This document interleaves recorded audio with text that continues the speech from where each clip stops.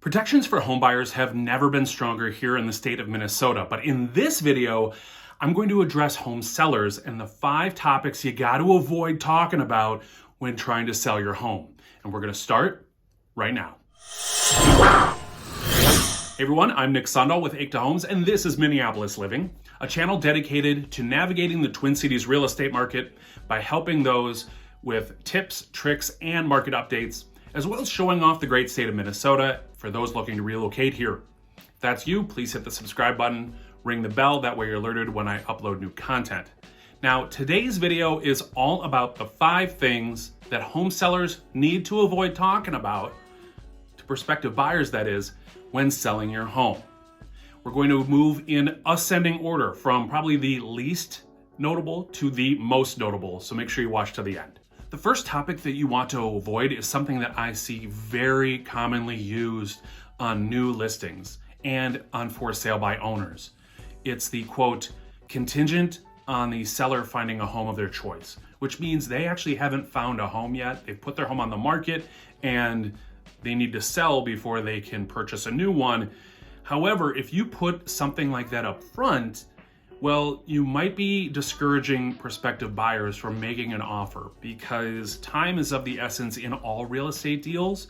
And while most buyers have accepted the fact that sellers need to find a house in this competitive real estate market, it can be detrimental in not only for you're getting top dollar, but getting the right terms on your deal. And also, if you take too much time in trying to find that home, well, now the buyer has leverage in terms of negotiating maybe some concessions in terms of getting the deal done. So it's always best practice to leave that kind of language out of the listing because you want to get the best deal possible. The next thing you want to avoid saying is best house in the neighborhood. And what I mean by that is you don't want to exaggerate. Look, sellers are all the same. I'm no different. Everybody's home feels like it's the best one in the neighborhood, or you've taken care of it the best, or you've made the best upgrades. You want to avoid talking about these kinds of things, mostly because you don't want to exaggerate. Look, best is in the eye of the beholder. It's completely subjective. And it can lead you down a gray area in the sense that just because something is new doesn't mean it's actually stylish. Or just because you've put on fresh paint isn't necessarily a color or style choice that a prospective buyer might like. The third topic that you want to avoid talking about is telling somebody that we've had lots of interest or we've had tons of showings. I think it's best to keep your mouth shut. Look, you don't necessarily have to disclose how many offers you have received. The only thing you actually have to disclose is if you've accepted an offer or you have a signed purchase agreement.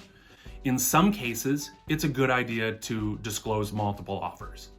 You certainly don't want to disclose what are in those offers, and it's probably best not to even tell a buyer what you are looking for. Now, this is a bit of a gray area. There are certain things that say, hey, we need this closing date because we're buying a new house, or we'd really like to see a 5-day inspection contingency period because we need to move quickly.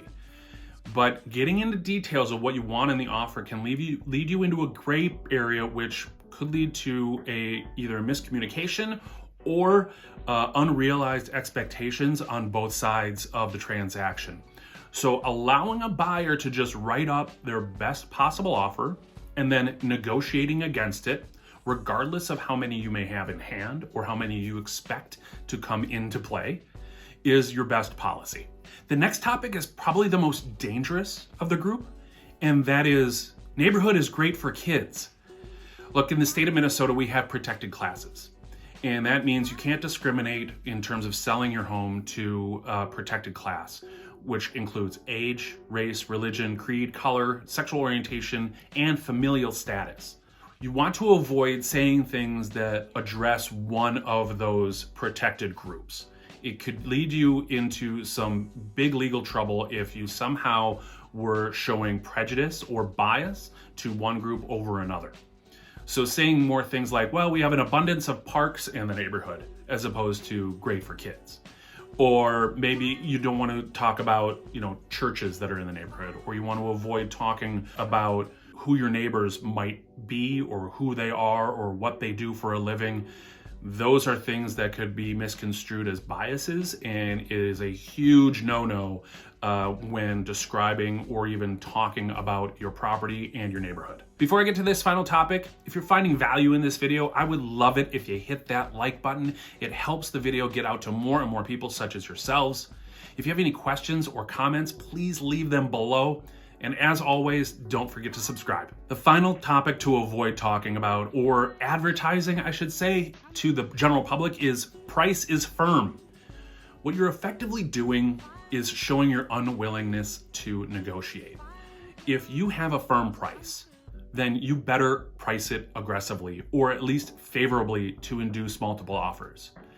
Look, we know that the seller wants to get top dollar, but there are a lot of things that go into a purchase agreement that are more than just money. There's a lot of time, there's contingencies, there's things that the buyer may ask for, such as personal property. But telling somebody that the price is firm might make a buyer a bit skittish. Not to mention, you've lost actual negotiating power over the process of that offer coming in. So making sure that you have some willingness to negotiate, even though the price you want to stick to a certain price, allows you to sell the home, which ultimately is the end goal. My name is Nick Sundahl. This is Minneapolis Living. I really appreciate you watching. Please stay safe, please stay healthy, and I'll see you next time.